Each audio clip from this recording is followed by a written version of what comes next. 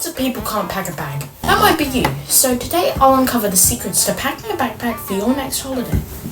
Alright, let's begin with the bag itself. Assuming you're using a backpack, then you might want to consider Nordace. Although they're pricey and certainly not for someone with a low budget, there's a few things that made me choose it. Firstly, it's the cuboid modern design that I personally love, as I'm someone who likes square, perpendicular corners, but it's also the leather build that looks upper class and posh, especially with this black and orange colour combo. And by the way, you could begin using these tips right now. There's the pocket size, and the fact that there's 5 main pockets totaling 15 litres of storage, it's just really beneficial to know that all my stuff should fit in there. You've got 2 at the front, then the 2 main pockets, and a small one out the back, and there's loads in the main pocket as well. There's also a luggage handle, which is always a good feature. But the features continue. There's a USB port for when you forget to plug in your phone in the morning. Oh, maybe that's just me. And it won't weigh over 7 kilos for cabin bag restrictions. But let's keep an eye on the price in this corner in US dollars. Right now we are at... But toast crumbs, I hear you say, we haven't started packing. Wrong. The best way to pack clothes in any bag is to use these packing cubes. They keep the cube shape, well, it's in the name, which they perfectly slot into the bag here, but they are also expandable, so you don't need to limit the amount you put in them. And you can do all sorts of things like sort your shirts from your socks and so on.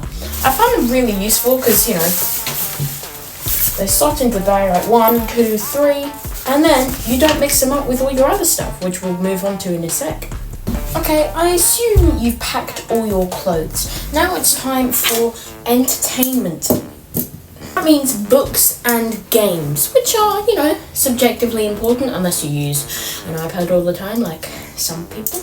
So you could probably put them in this front pocket. There's loads and loads of room for everything to go in there. And it's easy to grab out, you know. Grabbing things out, one of the main things, is easy. Because, you know, if you're in a queue or something and you want to grab out a book to read, then there, easy. I would personally recommend this book.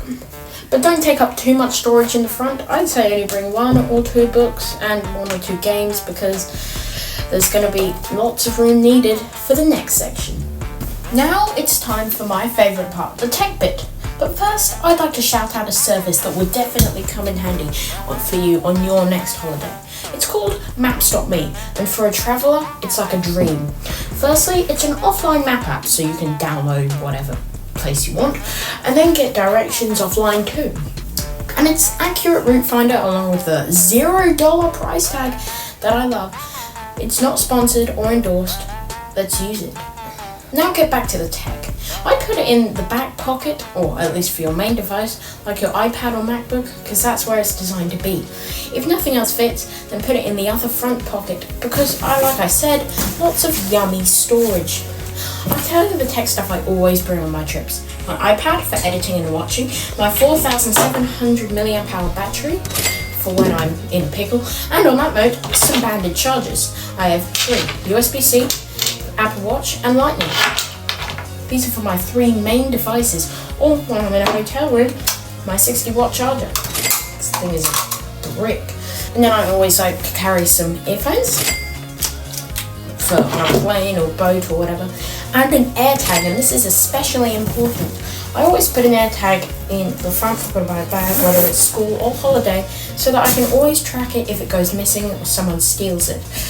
Very, very good, but you need to have an iPhone or any Apple device that's compatible with it. Okay, before we end this video, I have 4 final things that you will really, really need, especially if you're me.